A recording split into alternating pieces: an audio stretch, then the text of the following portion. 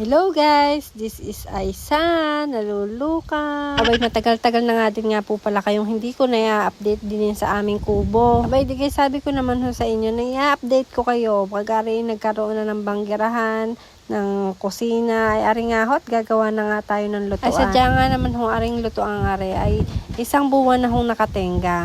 Talagang ang posting nga ho niya na isang buwan na ho diyang nakatanim sa lupa ay hindi pa ho nagagawa. Kaya ako nga ho naiinip at kung hindi ko nga ho yan gagawin ay hindi na nga ho yan magagawa ng aking asawa. Kaya nga naman ho ako'y gumawa ho ng paraan na kahit papaano ho ay yan may mabuo kahit anong itsura. Aba, yung mga pakalat-kalat nga ho diyang balapa ay siya kong nilagay. Ay tignan nyo nga ho, hindi magkaintindihan ng itsura. Kala mo ho ay buhok ng luka. Ay paanhin, luka din ho ang nagawa. Ay pagkalagay ko nga ho ng palapa ay nilagyan ko nga din ho ng plastic sa ibabaw. Abay, kung hindi ko nga ho yan lalagyan ay paniguradin tulang-tuluan ho iyan. Yan nga hong plastic na yan ay talaga nga hong pagkakakapal. Kaso'y mas makapal nga ho ang face ng mga taong hindi nagbabayad ng utang. Ay hindi nga po yung joke, tunay nga po iyon. Pagkagarning hindi na nga ho ari maibili ng bubong, kita nyo naman, para pa nang hindi magkaintindihan ng itsurang nilagay. Tapos dinalian ko na lang ho ng banda rito, banda roon na lang, kung saan ho pwedeng talian ay doon ko na lang tinalian ng tinalian. Ay mas maayos nga ho ari kaysa basta ho nakatindig ang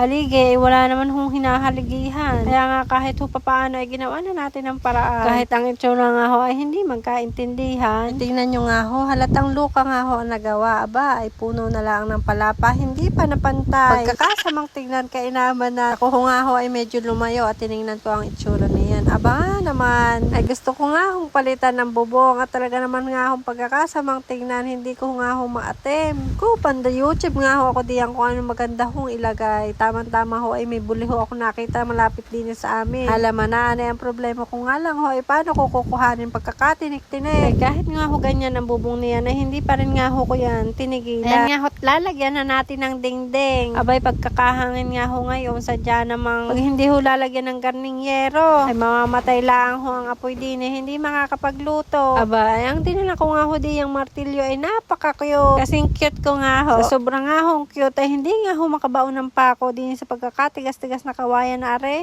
Ay nakakailan na nga ho akong pukpuk sa akin daliri pero dahil hindi ho tayo madaling sumuko ay hindi ho natin ito titigilan. At dahil nga ho napagod na ho ako sa kakapukpuk ng aking kamay, pagkakasakit na din naman ay lumipat na ho ako dun sa madali-dali hong ibaon. Sana all easy to baon.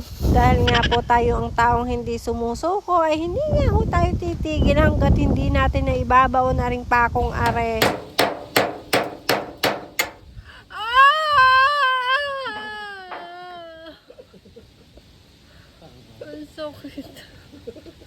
Ano, ramdam nyo din ho, ang sakit. Eh di tinalian ko nga muna ho, pero hindi pa din ako tumigil kahit nga ho napukpuk na ako ng pagkakasakit-sakit. Gumawa pa rin tayo ng paraan at naghanap nga ho ako ng matabang kawayan diyan na siya akong pinukpok. Ay di nagkaigi nga ho, ay pagkakakuyot naman ang gamit ko kanina at ayan na nga ho, ang ginawa ko. Abay pwede na nga ho yan lutuan, hindi na papasok dyan ng hangin. Sige ho, sa susunod na ulit na kalukuhan. Bye!